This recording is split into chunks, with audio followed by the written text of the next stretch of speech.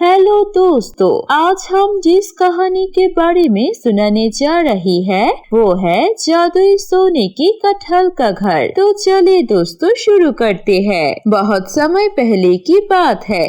एक छोटे से गांव में सीमा नाम की एक औरत रहती थी। वो अपने पति कुणाल और अपनी दो बेटी रूही और प्रोमी के साथ रहती थी। सीमा घर के काम में बहुत अच्छी थी। वो घर का सारा काम करती थी और बाहर भी काम करती थी। उसका पति कुणाल कोई भी काम में अच्छा नहीं था। हमेशा दारू पी के जुआ खेलता रहता था। जब भी कुणाल को पैसे की जरूरत होती थी तो वो सीमा के पास आकर उसकी कमाई हुई पैसे ले जाता था। अगर वो पैसा देने के लिए ना करती थी तो कुणाल सीमा को मारने लगता था।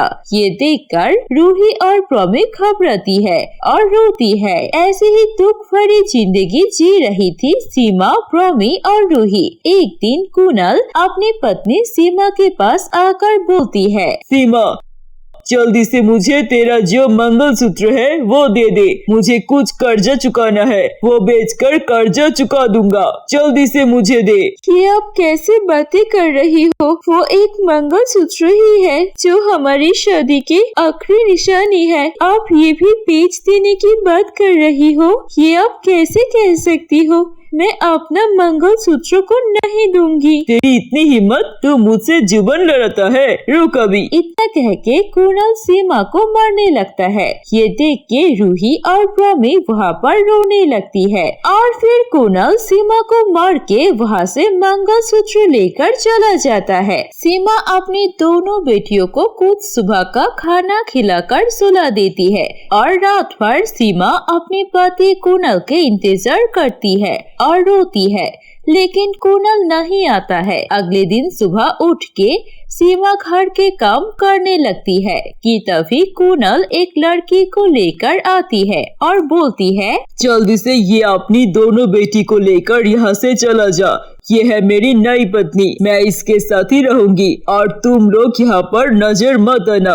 ये आप कैसे बातें कर रही हो? आप इस लड़की के लिए मेरा मंगलसूत्र लेकर बेच दिया। आप मेरी बेटियों को कैसे घर से भगा सकती हो? वो आपकी बच्ची भी है। कुणाल सीमा की एक भी बात नहीं सुनता और फिर उसे घर से भगा देता है। सीमा रोते हुए अपनी दोनों बेटी को लेकर यहाँ से यहाँ वहाँ भटकने लगती है। कुछ देर चलने के बाद रूही बोलती है, माँ मुझे बहुत भूख लगी है, कुछ भी करो लेकिन मुझे कुछ खिला दो। हाँ बेटी। हाँ मुझे भी बहुत भूख लगी है और चल नहीं सकता।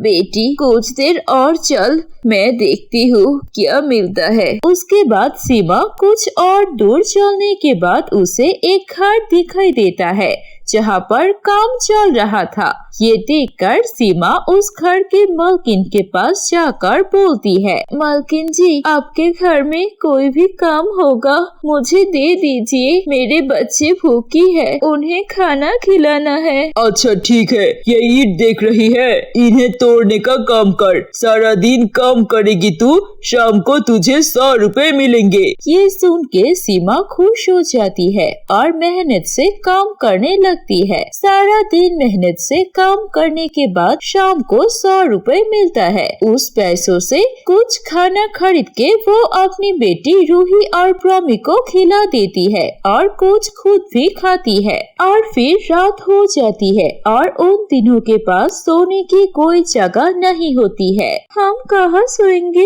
ये खुले में सोएंगे तो कैसे सोएंगे? मच्छर कटेंगे। चिंता मत करो, चलो हम तीनों मेरे भाई के पास जाते हैं। मेरे भाई के पास जाएंगे तो वो हमें कुछ दिन तो रहने जरूर देंगे। ऐसा कह के रूही और प्रोमी को लेकर अपने भाई के पास जाने लगती है। कुछ देर चलने के बाद उसके भाई के घर आ जाती है और सीमा अपने भाई को सारा कुछ बता देती है। सीमा के भाई को अपनी बहन की इस हालत पर बहुत दया आती है, लेकिन सीमा के भाई की पत्नी उसे बुलाकर बोलती है, आपकी ये गरीब बहन, अरे आपकी ये गरीब बहन क्या आपसे हमारे साथ रहेंगे? ऐसे कैसे चलेगा? अब जल्दी से इन्हें बाहर करो, मेरे घर में इन गरीबों की कोई जगह नहीं है। तुम ऐसा कैसे कह सकती हो? वो अपनी बेचारी दोनों बच्चे के साथ है, इन बच्चे को लेकर इतनी रात को कहाँ जाएगी? सुबह होने दो,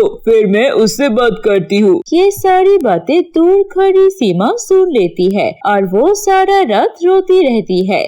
सुबह होते ही सीमा अपने भाई को बुलाकर बोलती है, भाई देखिए, मुझे कुछ दिन यहाँ पर रहने की इजाजत दे दीजिए। मैं कुछ न कुछ इंतजाम करके अपनी बेटियों को लेकर यहाँ से चली जाऊंगी, लेकिन कुछ दिन के लिए मुझे दया करके अपने घर में जगह दे दीजिए। सीमा के भाई ये कुछ दिन की बात अपनी पत्नी को समझाता है। उसकी पत्नी कुछ दिन की बात सुन के समझ जाती है और रहने के लिए इजाजत देती है और फिर सीमा घर से बाहर काम ढूंढने के लिए निकल जाती है। सारा दिन इधर उधर काम ढूंढती है, लेकिन उससे कोई भी काम नहीं मिलता और फिर चलते चलते उसे एक कटहल का पेड़ दिखाई देता है और फिर वो पेड़ अचानक से बोलने लगता है, कोई है क्या? मुझे थोड़ी सी पानी पिला दो, बहुत दिनों से बारिश नहीं हुई है, इसीलिए मुझे बहुत ज्यादा प्यास लगी है। कटहल के पेड़ को बात करते हुए देख के सीमा बहुत चौंक जाती है। अरे तुम तो एक पेड़ हो ना, तो तुम पेड़ होके कैसे बात कर सकती हो? मैं एक पेड़ तो जरूर हूँ, लेकिन मैं एक जादुई पेड़ हूँ। क्या तुम मुझे थोड़ी सी पानी पिला सकती हो? ये सुनने के बाद सीमा दूर जाकर कुछ पानी लेकर आती है और उस पेड़ के नीचे दे देता है। वो पेड़ को थोड़ा सुकून मिलता है। फिर वो पेड़ बोलता है, तुम्हारी बहुत बहुत धन्यवाद बेटी, तुमने मेरी बहुत ज्यादा मदद की। तुमने एक प्यासी को पानी पिलाया, कोई भी स्वार्थ के बगैर। बोलो तुम्हें क्या चाहिए? कोई जरूरत हो तो मुझे बताओ, मैं तुम्हारी जरूरत पूरी करने की कोशिश करूँगी। सीमा ये सुनकर रोने लगती है और उस पेड़ को बोलती है, देखिए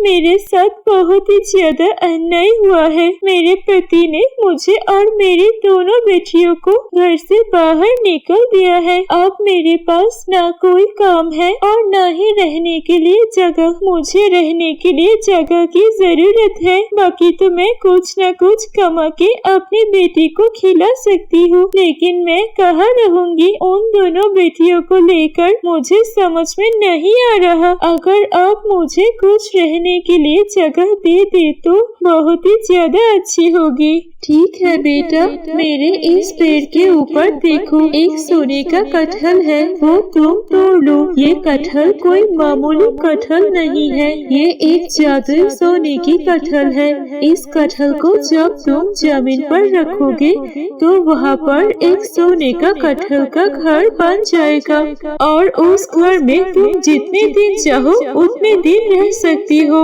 उस घर में तुम्हें कोई भी चीज की कोई कमी नहीं होगी। ये सुन के सीमा बहुत खुश होती है और वो कटहल के पेड़ से उसका सोने का कटहल फल तोड़ लेती है और फिर वो कटहल को कुछ दूर लेकर एक जगह पर रखती है और वहाँ पर एक सोने का कटहल का घर बन जाता है। ये देख के वो और भी ज्यादा खुश होती है और फिर उस कटहल का घर के अंदर जाती है और वो देखती है उस घर के अंदर तरह तरह की चीजें मौजूद थी।